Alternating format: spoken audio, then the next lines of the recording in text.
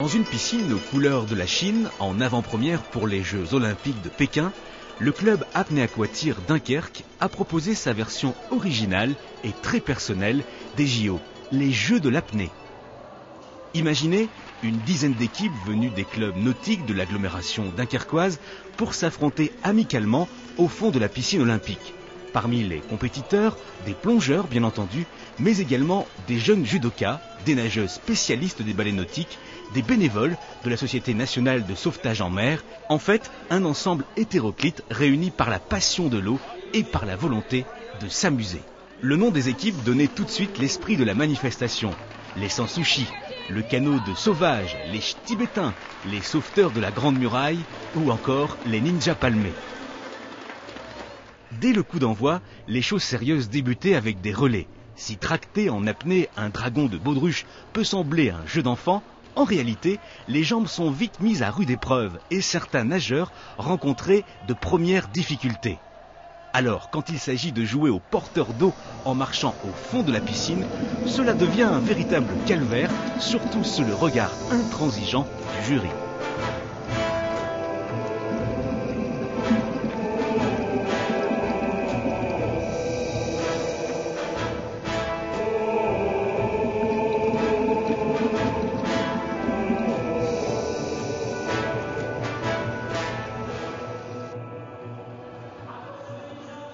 Cette compétition, qui ressemblait à Interville, les vachettes en moins, a attiré un très nombreux public. Et les caméras sous-marines, diffusées sur les écrans géants, ont permis de ne rien manquer du spectacle. Il ne suffit pas de regarder, l'important est de participer. Adaptation très libre de la devise de Pierre de Coubertin. Le club a donc proposé à tout le public de tester ses capacités en apnée en retenant son souffle. La triche n'était pas possible car les finalistes devaient prouver leur performance, la tête dans le fond d'une bassine.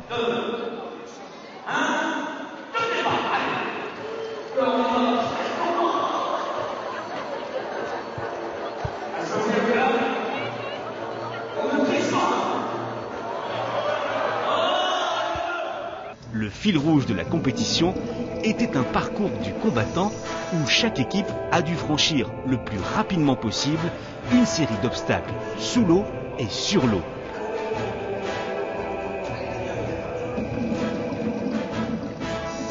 Là encore, le souffle manquait vite et les nageurs devaient utiliser toute leur énergie pour atteindre l'arrivée. Les épreuves s'enchaînaient rapidement et certaines devenaient de véritables casse-têtes, comme le jeu des pagodes, où les compétiteurs devaient appliquer une version chinoise du principe d'Archimède.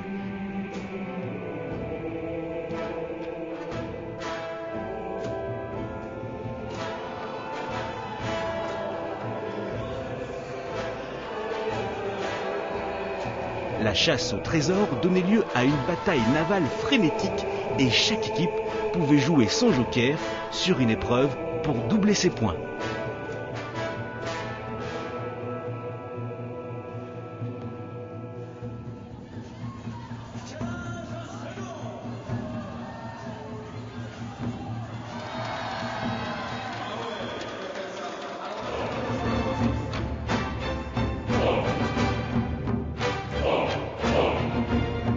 Temps fort de la compétition, la fameuse course de trottinette subaquatique, une exclusivité dunkerquoise créée par le club Apnée-Aquatir, qui devrait, on en est certain, devenir discipline olympique dans l'avenir.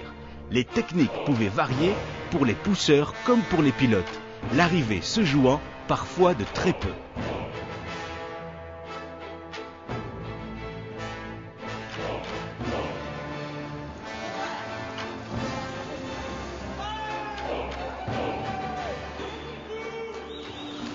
Dernière épreuve, les ballets nautiques sur la musique du Lac des Cygnes de Tchaïkovski. Chaque groupe devait enchaîner une série de figures imposées et les efforts de chorégraphie des ballerines quelque peu travesties de la SNSM furent récompensés.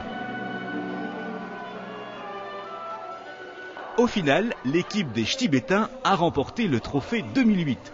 Le prochain rendez-vous étant fixé en 2012 dans un décor qui sera inspiré de l'Angleterre pour les Jeux Olympiques de Londres.